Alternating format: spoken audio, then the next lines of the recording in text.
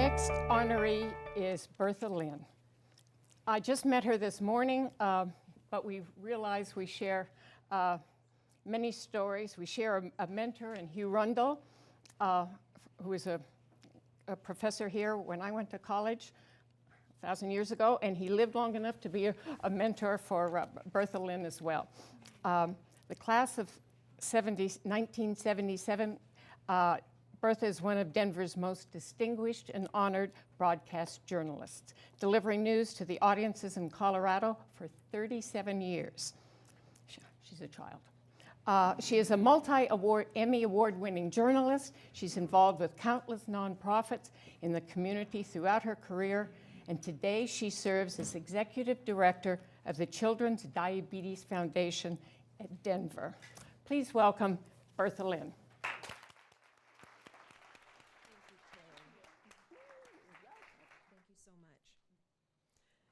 I'm totally overwhelmed by this, floored by this award. It's just so touching. And I'm going to try to hold it together here. Let me begin by saying thank you, Kay. Thank you, Paul. Dean Pintack, it's a pleasure to hear you and to be inspired by the wonderful things that you're doing here.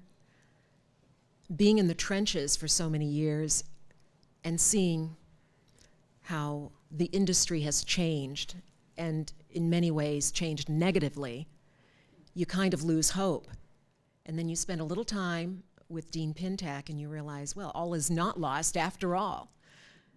The university is still churning out wonderful young people who want to keep journalism at the very highest levels, and the Murrow College is doing that, and I'm so happy to hear that, so proud. I want to thank Carmenta for being here, and Felicia and Bill Gaskins and Mike Tate. I appreciate very much that you're here. Thank you also to the nominating committee.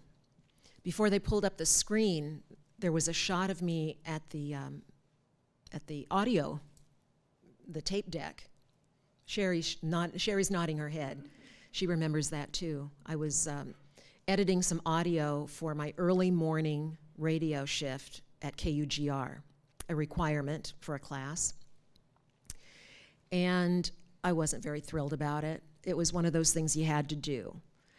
Little did I know then that technology would continue to be so fundamental to reporting the news, and it has become even more so. It wasn't a treat at that time to explore the campus in 20 below temperatures with snow on the ground that early in the morning to go to that shift, but it really taught me a lot of things. It, first of all, opened my eyes to what being in the business was going to be like. It's hard work, and it happens at all hours of the day. I've worked every single shift you can imagine. Some I liked more than others. But when I recently signed off the air, I realized that it has been a wonderful ride. A 37-year career that kid at the tape deck never could have imagined. It's been a great, great life, and I wish that for you. People took time out for me. They shared with me. They mentored me. It was a mentor who directed me to Washington State University, which was great because my parents already knew the way here. My brother played football. I was used to coming here, and I enjoyed it very much.